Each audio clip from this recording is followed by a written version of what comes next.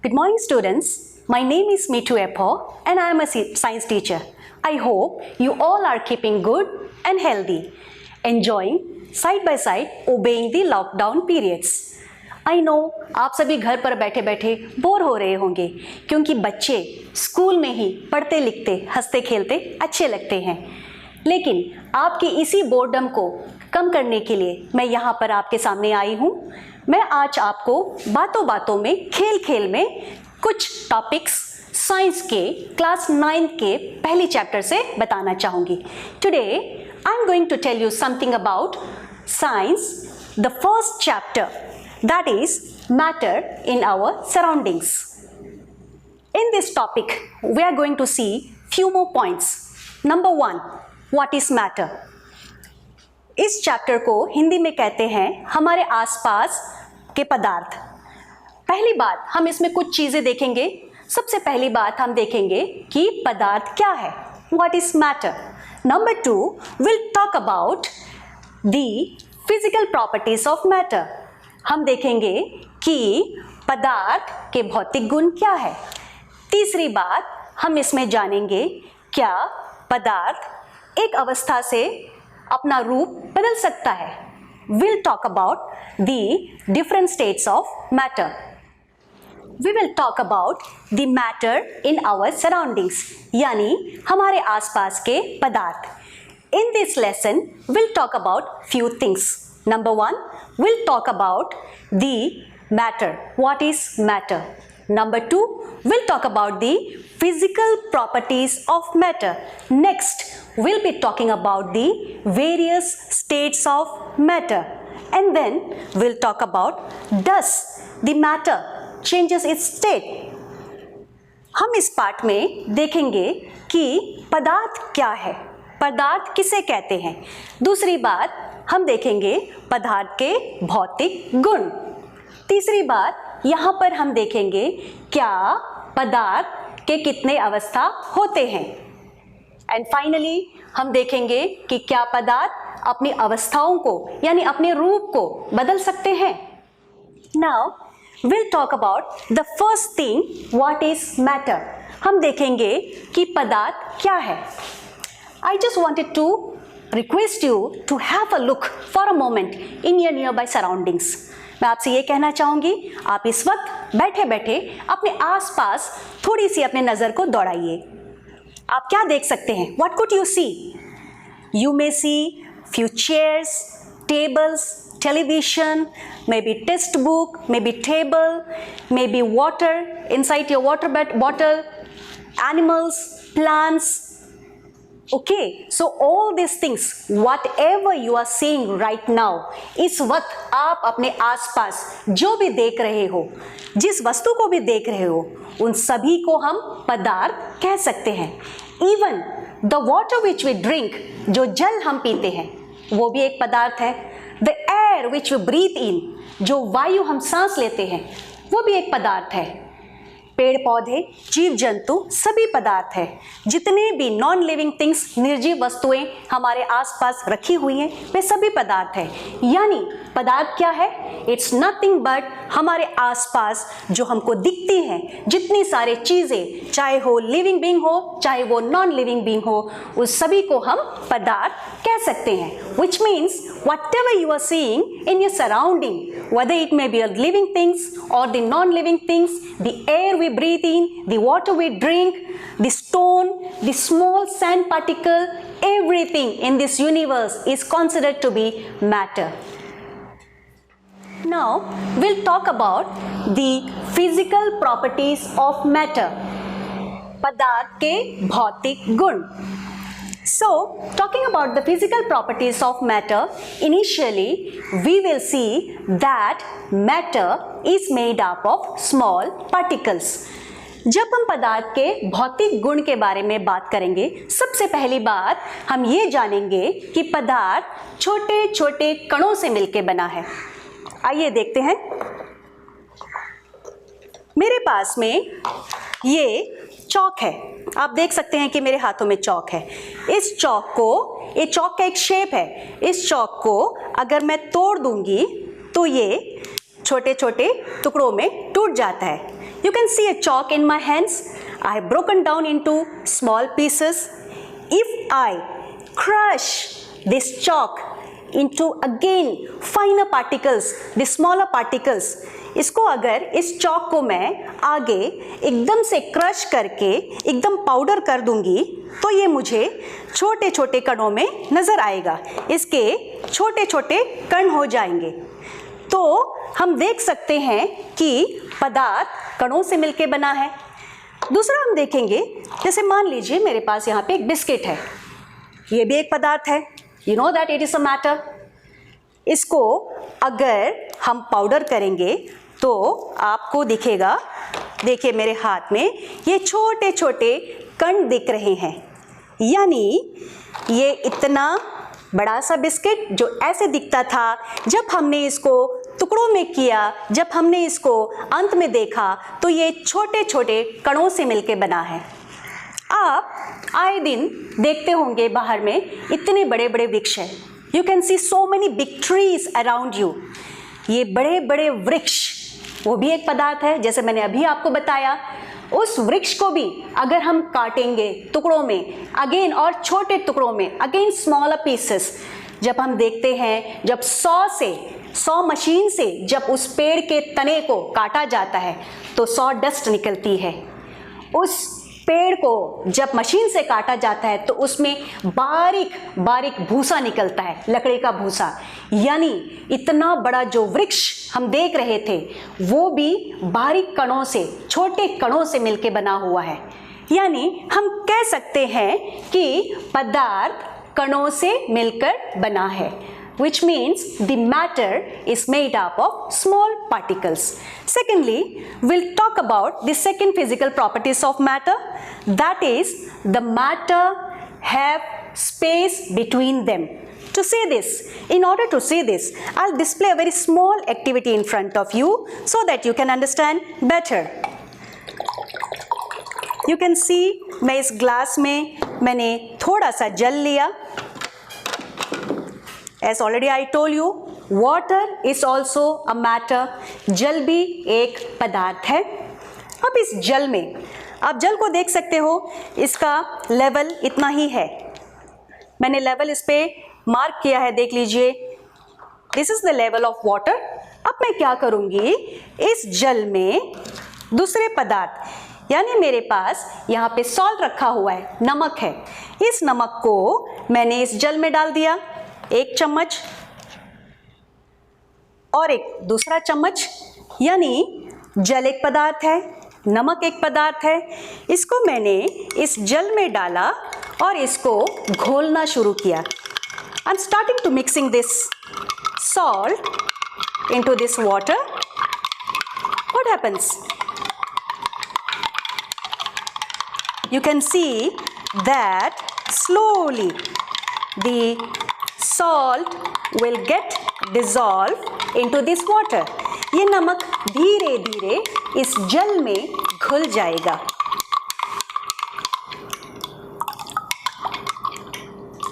नमक नहीं दिख रहा है मुझे, ना तो इस जल का स्तर बढ़ा है, neither the level of the water has rises, nor I can see any salt in this. क्या हुआ? क्या हुआ होगा? इसी मात्रा के जल में, इसी ग्लास में मैंने जल के भीतर 2 चम्मच नमक डाला। I have added 2 spoon of salt in this water. The salt has disappeared in this water. यानी क्या हुआ होगा? हुआ ये होगा कि जल के कणों के बीच रिक्त स्थान है, which means there is a space between the particles of matter and the salt has dissolved in that space. नमक जल के कणों के बीच में जो रिक्त स्थान था, उस रिक्त स्थान में घुल गया है, उसमें प्रवेश कर लिया है और अब नमक बिल्कुल भी दिखाई नहीं दे रहा है। इसे हम ये मान सकते हैं, हम ये कह सकते हैं कि पदार्थ के कणों के बीच में रिक्त स्थान होता है। There is a space between the particles of matter. So ये हो गया फिजिकल प्रॉपर्टीज का दूसरा भाग। तीसरा, हम देखेंगे कि पदार्थ के कण निरंतर गति करते रहते हैं। I wanted to tell you that the particles of matter tends to move continuously, non-stop. It's moving continuously. To see this, I will just demonstrate a small activity in front of you. मेरे हाथ में ये एक spray है। मैंने spray का bottle खोला and मैंने धीरे से स्प्रे को इस कमरे में स्प्रे किया। हुआ क्या? जैसे ही मैंने इस स्प्रे को यहां पर खड़ी होकर स्प्रे किया, इसकी सुगंध, इसकी खुशबू पूरे कमरे में फैल गया। हुआ ना एक जादू? जस्ट इमेजिन कीजिए, I have spread this scent here, but the fragrance of this scent has spreaded all over this room. यानी क्या हुआ?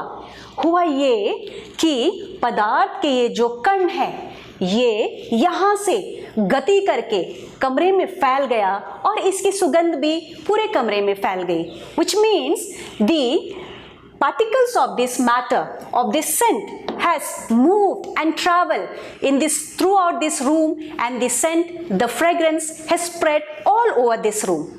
So this is the third physical property of the matter, यानी पदार्थ के कण गति करते हैं।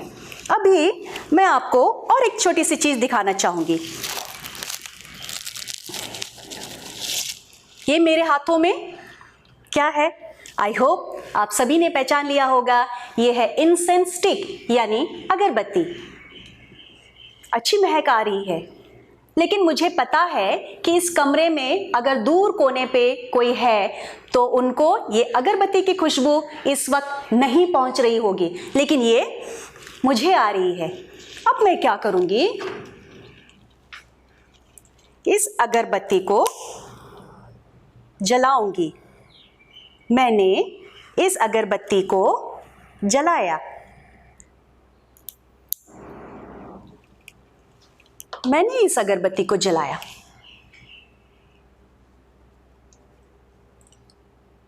अब कुछ देर के बाद ये अगरबत्ती की सुगंध पूरे कमरे में, और मैं मानती हूं कि अगले कमरे में भी पहुंच जाएगा। I have burned this incense stick. The fragrance of this incense stick will travel throughout this room, and I also trust to the next room also. What happens when I took hold of the incense stick without burning it? जब मैंने इसको नहीं जलाया, इसमें भी तब भी खुशबू थी, लेकिन ये सिर्फ मुझे मिल रही थी। लेकिन जब मैंने इसको जलाया तो इसकी खुशबू तुरंत कमरे में चारों ओर फैल गई और बगल वाले कमरे में भी पहुंच गया होगा। और एक बात मैं बताना चाहूंगी, और एक छोटी सी उदाहरण है। हो सकता है कि आपके घर में अभी आपकी मम्मी किचन में फिश फ्राई रखी होंगी, लेकिन क्या आपको फिश फ्राई की खुशबू आ रही है? नहीं ना। इमेजिन कीजिए, इस वक्त आपके पड़ोस में आंटी जी फिश फ्राई गर्मा गर्म कर रही है। आपको खुशबू आ रही है? आपको पता चल रहा है कि पड़ोस में आंटी जी फिश फ्राई कर रही है। आपको उसकी खुशबू तो आ गई, लेकिन वही फिश फ्राई ठंडा वाला आपके किचन में आपकी मम्मी ने रखा हुआ है, लेकिन आपको पता ही नहीं चला। क्यों? ऐसा क्यों हुआ? मैंने आपको अभी बताया कि पदार्थ के कण, the particles of the matter tends to move continuously. पदार्थ के कण निरंतर गति करते हैं, लेकिन इसमें और एक बात है, ये जो तापमान है ना, the temperature, it increases the movement of the particles of the matter. तापमान पदार्थ के कणों को गति करने में तेजी लाता है। जब गर्म फिश आंटी के घर पे फ्राई हो रहा था, आपको तुरंत खुशबू आ गया। वही फिश फ्राई आपकी मम्मी ने किचन में रखा, आपको बिल्कुल खुशबू भी नहीं आया। जब मैंने अगरबत्ती बिना जलाए हुए रखा तो सिर्फ मुझे खुशबू आ रही थी और किसी को इस कमरे में खुशबू नहीं आ रही थी। लेकिन जब मैंने इसको जलाया तब इसकी खुशबू पूरी कमरे में महक गई। यानी तापमान जो है पदार्थ के कणों को गति करने में तेजी लाता है। क्या होता है पता, कभी कभी घर में मैं जब बहुत अच्छा भोजन बनाती हूँ, मेरी बेटी जब अपने कमरे में पढ़ रही होती है, उनको वो गर्मा गर्म भोजन उनके स्टडी रूम तक उनको खुशबू जाती है और वो अपना किताब बंद करके दौड़ के किचन में आती है कि मम्मा क्या बना रही है।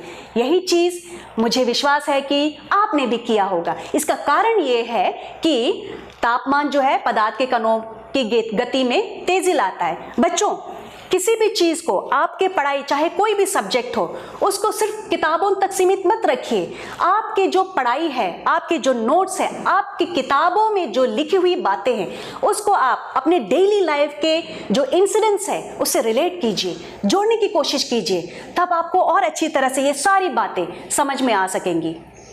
Next we'll talk about the last property of matter. The last property of matter is the particles of the matter continuously hold or attract each other. पदार्थ के कण एक दूसरे को आकर्षित किए हुए, बांधे हुए रखता है। देखिए, देखते हैं हम। ये मेरे पास में एक बलून है, ये भी एक पदार्थ है, आपको पता है। ये बलून का एक आकार है, इसको मैं खींच रही हूं, ये तन रहा है। जब मैं छोड़ती हूं तो ये फिर अपने ओरिजिनल पोजीशन पे आ जाता है। I stretch this balloon, I stretch this rubber, it got stretched, but as I leave the force, it comes to its original state. यानी इस बलून के अंदर जो कण है, ये बलून जिस कणों से मिलके बना है, ये कण एक दूसरे को खींचे हुए, आकर्षित करते हुए रखा है, बांधे हुए रखा है, जिसके वजह से इसका एक आकार है और ये इसका ये जो शेप है बदलता नहीं है। ये ज्योमेट्री बॉक्स को देखिए, ये ज्योमेट्री बॉक्स जैसे दिखता है ना। इसको मैं इसको अगर जोर जोर से हैमर से, मारतूल से मारूंगी तो ये हो सकता है कि ये बेंड हो जाए, पर इसका आकार चेंज नहीं होगा। ये क्योंकि इसके जो कण है, ये पदार्थ, ये ज्योमेट्री बॉक्स जिस पदार्थ से बना है, इसके अंदर जो कण है वो एक दूसरे को खींचे हुए, बांधे हुए रखा है। यानी हमने देखा कि पदार्थ के कण, सबसे पहला हमने देखा कि पदार्थ जो है कणों से मिलके बना है। Matter is made up of particles. दूसरी बात हमने देखा कि पदार्थ के कण निरंतर गति करते हैं। We have seen that the particles of matter continuously move and also the temperature increases the movement of the particles of the matter.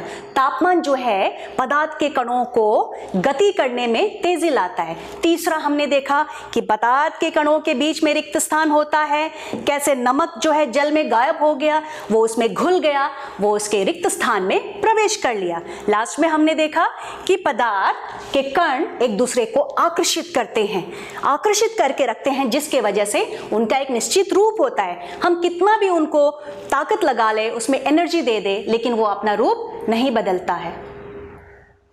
Students, next will be talking about the states of matter. पदार्थ के विभिन्न अवस्था, यानी पदार्थ के विभिन्न रूप। अभी लेसन स्टार्ट करने से पहले जब मैंने आपको बताया कि पदार्थ क्या है, पदार्थ वे चीजें हैं जो हमको अपने आसपास दिखती है। सारी चीजें इस यूनिवर्स में, जितने भी चीजें, जितनी भी वस्तुएं, चाहे वो लिविंग हो, नॉन लिविंग हो, सभी को हम पदार्थ कह सकते हैं। आपने एक चीज का ध्यान दिया होगा कि ये सारे पदार्थ केवल 3 अवस्थाओं में पाई जाती है। सबसे पहला ठोस अवस्था में, दूसरा द्रव अवस्था में, तीसरा गैस अवस्था में। We have already seen that what is matter, and we have also found that whatever the matter present in this universe, it is in the form of 3 states. Number 1, solid state, number 2, liquid state, and number 3 is in gaseous state. यानी हम अपने आसपास जो भी देखते हैं वो 3 अवस्थाओं में होते हैं, 3 रूप में पाया जाता है, चाहे वो ठोस हो, चाहे वो द्रव हो, चाहे वो गैस हो। सबसे पहले will talk about the solid state. हम देखेंगे कि पदार्थ का ठोस रूप क्या है। फॉर एग्जाम्पल, मैंने ये नोटबुक लिया है। इस नोटबुक को मैं अगर यहाँ पे रखूंगी तो इसका मैं एक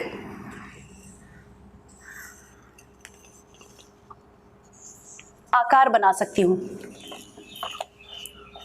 ये नोटबुक का एक आकार हो गया। ये ठोस है, ये ठोस है, इसका एक आकार है और साथ ही साथ इसका एक द्रव्यमान या भार भी है। This is solid. This is the solid state of matter. It has its own shape, it occupies volume, and it also has its own occupies space, and it also has its own volume or mass. पदार्थ का जो ठोस रूप है इसका अपना एक निश्चित आकार होता है, ये स्थान घेरती है और ये इसका एक निश्चित भार होता है, which means the solid state of matter has its definite shape. Whatever you see, the solid state has its own definite shape and size. It also has its own volume or mass. It also has its own volume or mass. Next, we can see that if I compress this, इसको मैं संपीड़न कर रही हूँ, इसको मैं दबा रही हूँ, लेकिन ये बहुत ज़्यादा नहीं दब रहा है। इस बॉटल को मैं दबाऊंगी, if I compress this, it does not compress that much, ये बहुत अधिक संपीड़ित नहीं होता है या ना के बराबर संपीड़न होता है।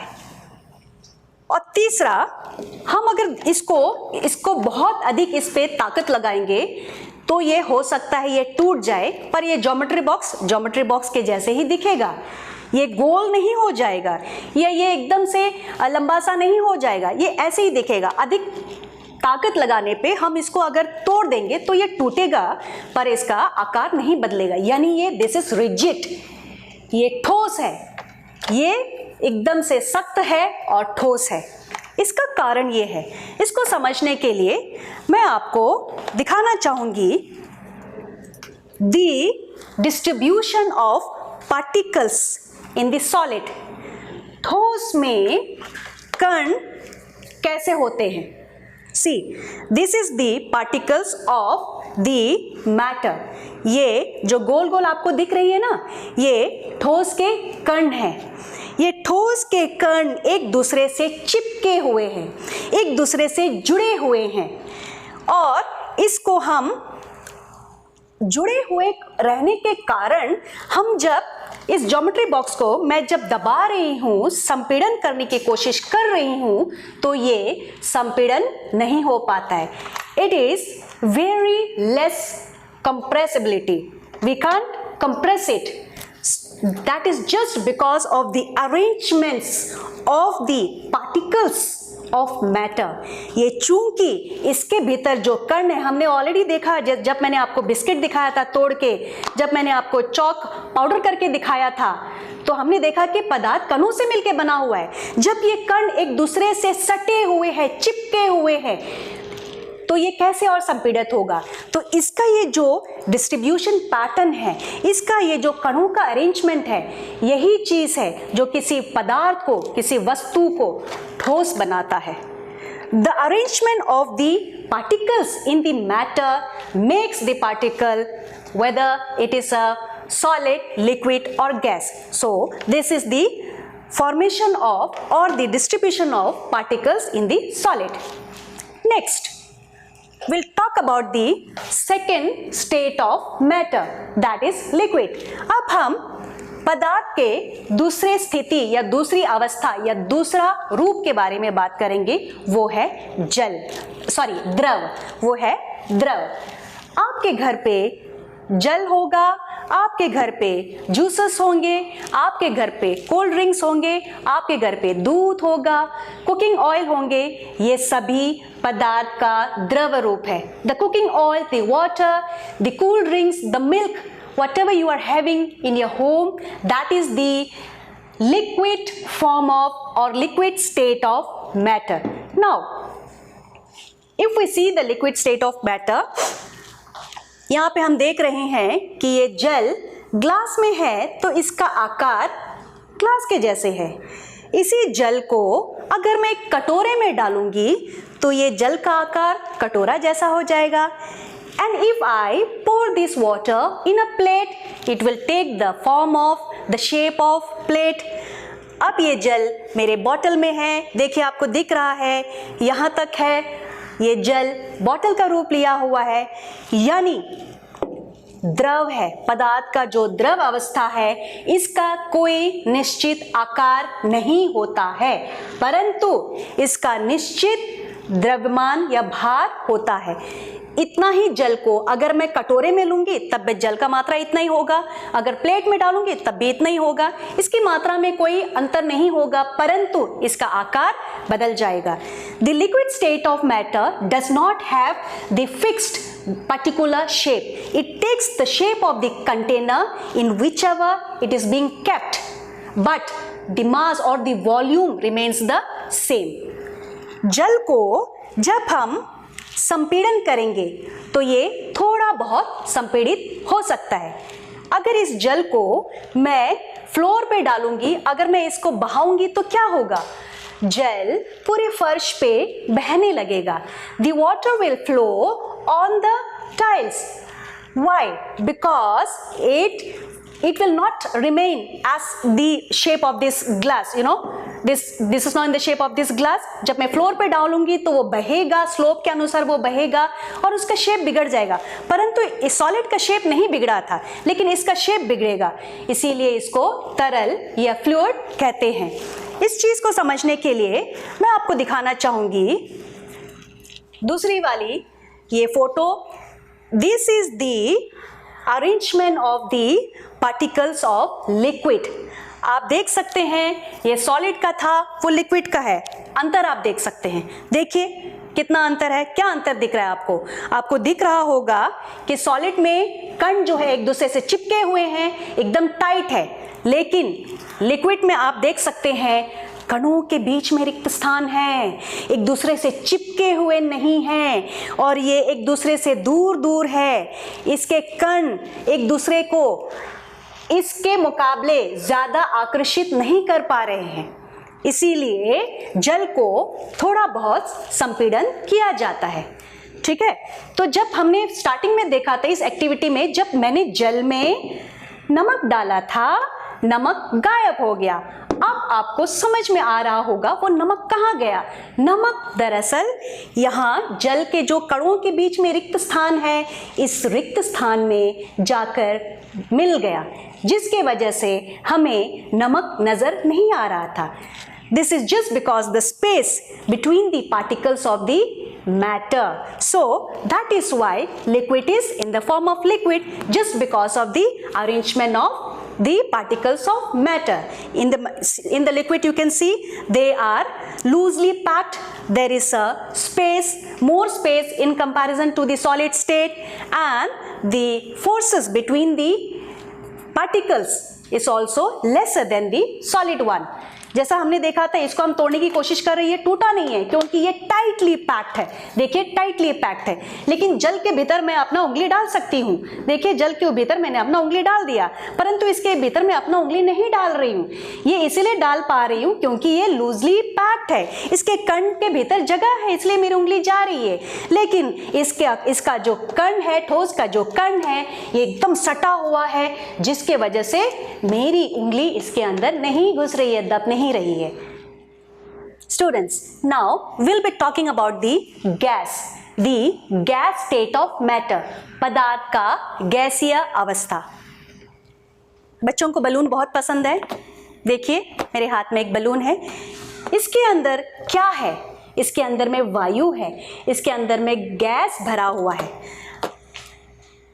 इस गैस ने, इस वायु ने इसको बलून के अंदर भरा गया, इसने बलून का आकार ले लिया।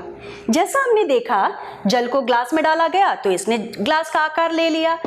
When we put water in bottle, it has taken the shape of the bottle. वैसे ही जब वायु को, गैस को किसी चीज में हम लोग डालते हैं तो वो उसी का आकार ले लेता है. Now it has taken the shape of a balloon. Balloon भी आपने देखा होगा, बहुत सारी शेप्स में होता है. बच्चों आपने देखा होगा ना, हार्ट शेप में होता है, दिल शेप में ना, हार्ट शेप में होता है. कोई बलून लंबी होती है, कोई बलून, बहुत सारे शेप्स के बलून होते हैं आजकल बच्चों को रिझाने के लिए ना, चिड़िया के शेप में, हर तरह के शेप्स में पाया जाता है. व्हाट हैपन्स, जब हम बलून में गैस भरते हैं तो वो गैस उसी बलून का आकार ले लेता है. इसका मतलब क्या हुआ, यानी बलून का भी, गैस का भी कोई निश्चित आकार नहीं होता है, अपना कोई निश्चित आकार नहीं होता है.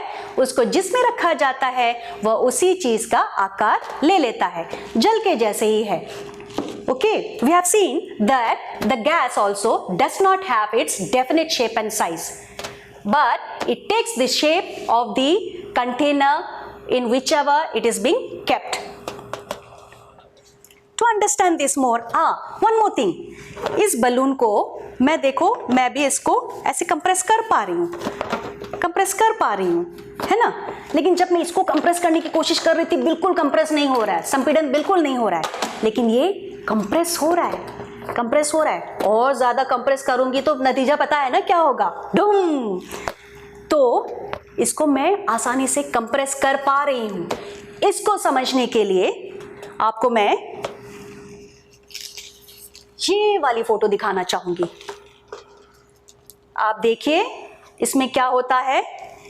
इसके भीतर गैस के कणों में बहुत अधिक रिक्त स्थान होता है, बहुत अधिक रिक्त स्थान पाया जाता है. The particles of the gas is very loosely packed, it is very far from each other, जिसके वजह से इसके अंदर बहुत ज्यादा गैप या स्पेस होता है, और उसी के वजह से हम इसको संपीड़न कर सकते हैं. We can compress it just because it is the particles in the gaseous state is very loosely packed, and also the molecular bond, ये जो आकर्षण बल है कणों के बीच में, ये बहुत कम होता है.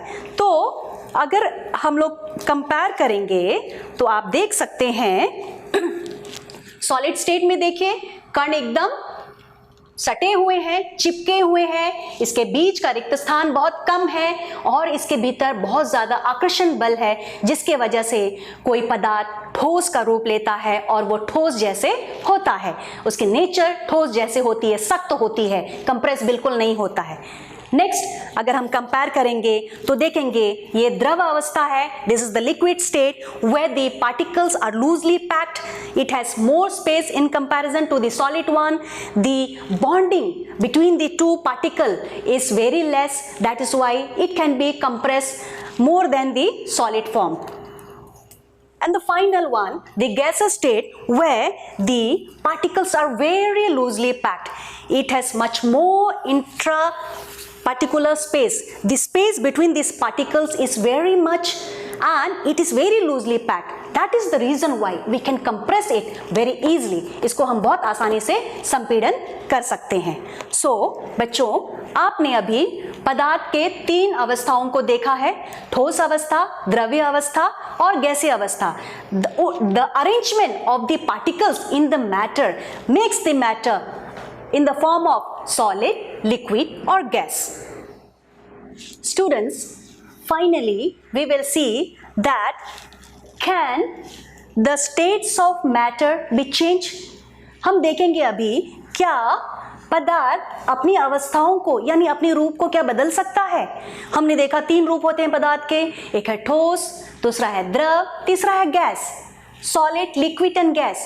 So we will see whether the state of matter can be changed. Example लेते हैं. आपके घर पे आइस होगा, फ्रिज होगा. डीप फ्रीज में देखिए आप एक ग्लास जल रखोगे तो वो जम के बर्फ बन जाएगा. ठीक है, so that is ice. Ice is the solid form of matter. उस आइस को फ्रीजर से निकाल के अगर हम कटोरे में डाल देंगे तो वो आइस पिघल के क्या बन जाएगा, जल बन जाएगा. यानी उस आइस का जो ठोस रूप था, जो ठोस अवस्था था, पिघल के क्या बन गया, अब द्रव अवस्था में आ गया. The solid state of matter, the ice, after melting, it has take the form of water, that means liquid. अब इसी जल को अगर हम गरम करेंगे, स्टोव के ऊपर में रख के गरम करेंगे, तो कुछ देर के बाद क्या होगा, वह जल जो है वाष्प का रूप ले लेगा, यानी वो वाष्प बन जाएगा। ठीक है, यानी तापमान को बढ़ाने से बर्फ, आइस जब फ्रीजर के अंदर था तापमान बहुत कम था, the temperature was very low for the ice when it was in the deep freeze. When we took out the ice from the deep freeze and kept it outside in a container in the room temperature, it has melted and taken the form of water. ये अब द्रव का रूप ले लिया, यानी liquid का रूप ले लिया, सॉलिड टू लिक्विड। इसी जल को लेकर हमने जब गर्म किया तो वो वाष्प बन गया। The same liquid, the same water has now taken the form of vapor, यानी तापमान को बढ़ाने से पदार्थ अपना रूप बदल सकता है। On increasing the temperature, the matter can change its state from solid to liquid and liquid to vapor. And vice versa also, if we reduce the temperature, if we cool the temperature, भाप को अगर ठंड किया जाए तो वो दोबारा क्या बन जाएगा, वो जल बन जाएगा, है ना। आप देखे होंगे बर्तन में जब जल गर्म करते हैं हम लोग, उसकी ढक्कन होती है, आप ठंड होने के बाद में ढक्कन को उलट के देखिए तो उसमें आप जल के कण पाएंगे। साइंस आपके जीवन में हर दिन होता है, प्रोवाइडेड आपको देखना होता है, आपको कोरिलेट करना होता है। जल ठंडा होके, वाष्प ठंडा होके जल बन गया, उस जल को अगर हम दोबारा डीप फ्रीज में रखेंगे वो पुनः क्या बन जाएगा, आइस का रूप ले लेगा। यानी तापमान को बढ़ाने से और तापमान को घटाने से पदार्थ अपनी एक अवस्था से दूसरी अवस्था में बदल सकता है। फाइनली हम लोग देखेंगे, हाँ एक बात मैं आपको बताना चाहूंगी यहाँ पे, बर्फ जब ice, when the ice melts and turn into water, the point of the ice when it melts and turn into liquid, that point is known as melting point. ठोस पिघलकर बर्फ द्रव बन जाता है, ice melts and convert into water, that is the melting point. Now when the water is heated up, it comes to a point where it starts boiling, that is known as its boiling point. जल को जब हम गर्म करते हैं एक निश्चित तापमान पे आके 100 डिग्री सेल्सियस पे आके वो जल उबलने लगता है, that is known as boiling point of water. From that boiling point onwards it starts to turn into vapor. Now I just wanted to draw your attention, क्या जल बिना boiling point पे आए, बिना उबले वाष्प बन सकता है? यहाँ पे तो हमने देखा जल बॉइलिंग पॉइंट पे आके उबलने के बाद वाष्प बन जाता है। क्या आप कुछ उदाहरण ऐसे जानते हो अपने जीवन में जो आप डेली देखते हो, करते हो, आपने देखा है, आपको पता है, ऐसे कुछ उदाहरण सोच सकते हो जहां पे जल बिना उबले, बिना बॉइलिंग पॉइंट पे आए भाप बन जाता है? आप सोच रहे होंगे। अभी मैं आपको बताना चाहूंगी, जब हम लोग कपड़ा धोते हैं, कपड़े धोकर सुखाते हैं, उस कपड़े, गीली कपड़े में जल होता है, लेकिन कुछ घंटों के बाद उस कपड़े में से जल गायब हो जाता है। और एक उदाहरण, आप अपने घर पे एक कटोरे में जल रखिए, या आप उसको बाहर वरांदा पे भी रख सकते हो। एक बाल्टी में जल रखिए, थोड़ा सा आप देखिए उसको, बाल्टी में जल लोगे तो जल का मात्रा थोड़ा ज़्यादा है, आप 2-3 दिन तक देखिए उसको, क्या होगा। कुछ दिन के बाद आप देखोगे कि उस बाल्टी में आपका जल नहीं है, गायब हो गया है। क्या हो गया उस जल को? जल जो है वाष्प बन के चला गया है। क्या वो जल उबला? Does that water reach to the boiling point? No, but it has turned into vapor. So, when the water below its boiling point turns into vapor, that process is known as evaporation. Which means जब जल बिना उबले ही वाष्प बन के चला जाता है उसे हम वाष्पीकरण कहते हैं। और बच्चों मैं आपको ये भी बताना चाहूँगी कि वाष्पीकरण का, इवापोरेशन का हमारे जीवन में बहुत ज़्यादा महत्व है। वाष्पीकरण को बढ़ावा देने के लिए कुछ बातें होती हैं, कुछ फैक्टर्स होती हैं। सबसे पहले the surface area, the increase in the surface area helps in the quick evaporation of water. For example, कपड़े धो के हम सुखाते हैं बाहर, कैसे सुखाते हैं? उसको फैला के सुखाते हैं ना, ऐसे ही नहीं रखते हैं। फैला के सुखाने से वो जल्दी सूख जाता है और भाप बन के चला जाता है, कपड़ा सूख जाता है, जल उसमें से भाप बन के चला जाता है। दूसरी बात, जब ज़्यादा तापमान होगा, जब धूप का मौसम होगा, हमारा कपड़ा जल्दी सूखेगा। तीसरी बात, जब वायु में नमी कम होगा तो हमारा कपड़ा जल्दी सूखेगा। When the humidity is low in the air, our clothes will dry soon. What is humidity? Humidity is the amount of water vapor in the air. And the final one is the action of wind. जब ज़्यादा वायु होगा, when the wind action is more, the clothes will dry faster. तो ये 4 बातें हैं जो evaporation को एनहेंस करता है, इवापोरेशन को बढ़ाता है।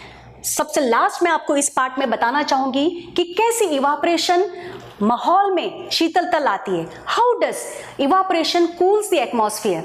इवापोरेशन होने के लिए क्या चाहिए? मैंने आपको बताया, यहाँ पे बॉइलिंग स्टेट तक आने की, बॉइलिंग पॉइंट तक आने की जरूरत नहीं पड़ता है, लेकिन वो जल वाष्पीकरण हो जाता है। नाउ जब हमारे हम जो जल रखते हैं वो आसपास के माहौल से गर्मी को लेकर जब वाष्पीकृत हो जाता है तो वो माहौल में से ऊर्जा या गर्मी निकल जाता है, तो वो माहौल ठंडा हो जाता है। When the water takes the energy, all the heats from the surrounding and it gets evaporated, the surrounding becomes cool. इस चीज़ का हम अपने निजी जीवन में बहुत ज़्यादा देखते हैं। गर्मी के समय में क्या होता है, अधिकतर मेनलैंड में हम लोग देखते हैं बहुत ज़्यादा गर्मी होता है। एंड मेनलैंड में घरों में क्या है, रूफ टॉप छत होता है। लोग क्या करते हैं, अपने घरों के छत के ऊपर में जल डाल देते हैं, या कभी कभी अपने घर के फर्श पर जल डाल देते हैं। गर्मी के मौसम में होता क्या है, जब हम लोग फर्श पे या छत पे जल डालते हैं तो वो जल आसपास के वातावरण से ऊष्मा या ऊर्जा या गर्मी को सोख के लेके वाष्पीकृत होके चला जाता है, तो वहाँ का माहौल ठंडा हो जाता है। एंड फाइनली गर्मी के मौसम में हम लोग क्या कपड़ा पहनना पसंद करेंगे? ऑफ कोर्स कॉटन का कपड़ा। क्यों? क्योंकि कॉटन का कपड़ा जो है, गर्मी के समय हमको पसीना बहुत आता है and cotton socks up the sweat. Cotton क्या करता है, सूती का कपड़ा हमारे पसीने को सोखता है, वो गीला हो जाता है, और ये जो कपड़े में जो पसीना है वो हमारे शरीर से या हमारे आसपास से गर्मी को लेता है और खुद वाष्पीकृत होकर चला जाता है और हमारा शरीर ठंडा हो जाता है। इसलिए बच्चों, गर्मी का मौसम आ रहा है, आपको गर्मी के समय आपको सूती कपड़े पहनना चाहिए। तो बच्चों, इस पार्ट में मैंने आपको बहुत सारी बातें बता दी है, ऐसे बातें जो आपको पता नहीं है, ऐसा नहीं है, ये वही बातें हैं जो आप हर दिन करते हो, आपको पता है, आप जानते हो। बस इतना ही है कि आप किताब की बातों को अपनी डेली लाइफ से कनेक्ट नहीं कर पाते हो। बच्चों, किसी चीज को, किसी भी पढ़ाई को, किसी भी टॉपिक को अगर आपको इजी करना है तो उसको पढ़ाई की तरह मत लीजिए। आप किसी भी टॉपिक को, किताब की बातों को अपने निजी जीवन में, अपने डेली लाइफ से कनेक्ट कीजिए, तो देखिए ये वही सारी बातें हैं जो आप जानते हो, जो आप सीखे हो, आप करते हो और आप ऑलरेडी देखे हो। तो आज के लिए इतना ही काफ़ी है। Stay home, stay safe. Thank you.